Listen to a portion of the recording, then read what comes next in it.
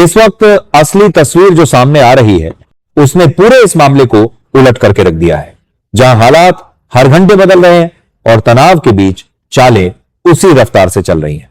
एक तरफ भारत ने खुलकर बता दिया है कि अब सीमा पर किसी तरीके की अवैध घुसपैठ या तस्करी को बर्दाश्त नहीं किया जाएगा।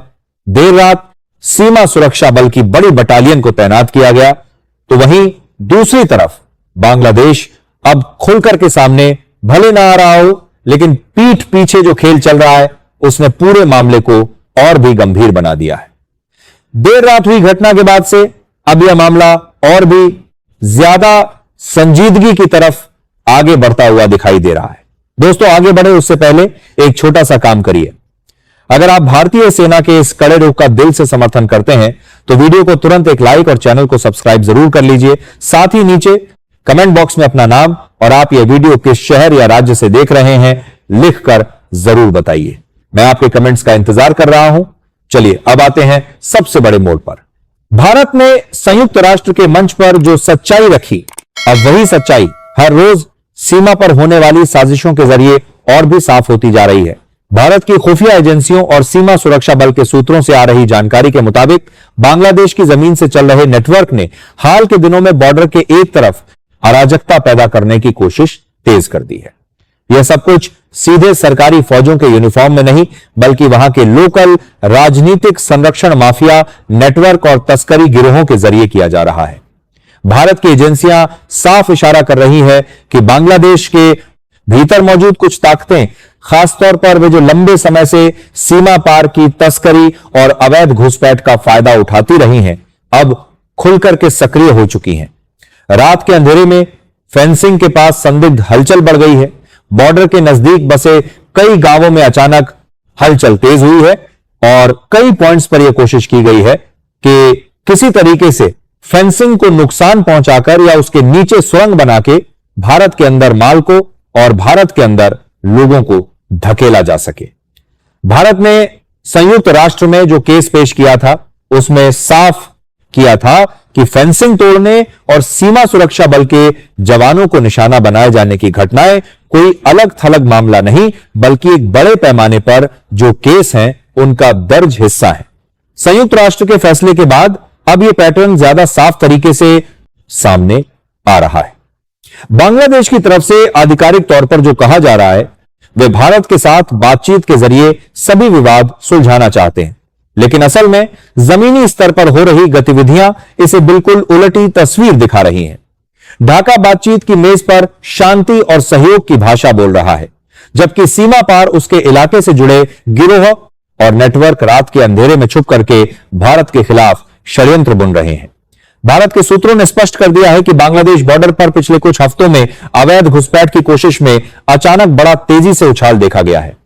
खास बात यह है कि यह सब कुछ अचानक नहीं, बल्कि संगठित योजना के तहत किया जा रहा है। सीमा के कुछ सेक्टर ऐसे हैं जहां पहले महीनों में एक आध बार संदिग्ध मूवमेंट की खबर आती थी, अब हर हफ्ते कई बार घुसपैठ की कोशिशें पकड़ी जाती हैं। इन कोशिशों के समय बहुत सटीक तरीके से चुने गए हैं।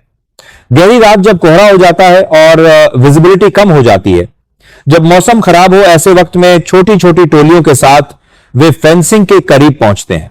जिस जगह पर फेंसिंग काटने की कोशिश की जाती है, तो कहीं नदी और नहर के रास्ते अस्थायी राफ्ट के जरिए बॉर्डर क्रॉस करने की जुगत लगाई जा रही थी, और हाल में आज एक रात पहले यही घटना फिर से दोहराई गई। एक नहीं, दो नहीं, बल्कि 7 जगहों से घुसपैठ की कोशिश को अंजाम देने की कोशिश की गई, जहां पर दलदली क्षेत्रों को निशाना बनाया गया और कई जगहों पर नदियों से जुड़े हुए आसपास के क्षेत्र जहां फेंसिंग रुकना बहुत मुश्किल होता है, उन जगहों पर से घुसपैठ कराने की कोशिश की गई। सीमा सुरक्षा बल ने हाल में एक महत्वपूर्ण कार्यवाही में रात के अंधेरे में होने वाली ऐसी घुसपैठ को लेकर के घुसपैठ की कोशिशों को नाकाम किया। जानकारी के मुताबिक सीमा के एक संवेदनशील सेक्टर में आधी रात के बाद अचानक अलर्ट बढ़ा, जब इलेक्ट्रॉनिक सर्विलांस और नाइट विजन डिवाइसेस में हलचल दर्ज हुई। जवान तुरंत हरकत में आए। उन्होंने साफ देखा कि बांग्लादेश की तरफ से कुछ संदिग्ध लोग नदी के किनारे जलधारा के साथ बहते हुए अस्थायी राफ्ट के जरिए भारत में घुसने की कोशिश कर रहे हैं। भारत ने 1 सेकंड भी गंवाए बिना जवाबी कार्यवाही की चेतावनी दी और इसके बाद कार्यवाही में कई घुसपैठियों को वहीं से खदेड़ दिया गया। कुछ को पकड़ भी लिया गया और इस्तेमाल की जा रही राफ्ट समेत पूरे नेटवर्क को सीमा सुरक्षा बल ने अब कब्जे में ले लिया है।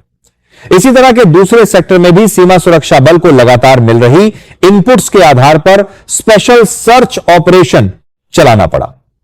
पिछले कुछ समय से लगातार खबरें आ रही थी कि बांग्लादेश के भीतर से कुछ गिरोह फेंसिंग के नीचे से सुरंग बना के भारत में अवैध रास्ता तैयार कर रहे हैं। उद्देश्य साफ था कि इन सुरंगों का इस्तेमाल घुसपैठिए, नकली नोट, ड्रग्स और दूसरे गैर कानूनी सामानों को भारत में डालने के लिए किया जा रहा था। भारत की खुफिया एजेंसियों और सीमा सुरक्षा बल ने मिलकर के एक प्लान बनाया और सस्पेक्टेड एरिया में गहन जांच शुरू की। कुछ ही दिनों में सामने आया कि यह आशंका सही थी। सीमा पार कई जगहों पर जमीन के भीतर से छोटी छोटी लेकिन खतरनाक सुरंगें निकलती हुई पाई गई जो सीधे भारत की तरफ खुल रही थी।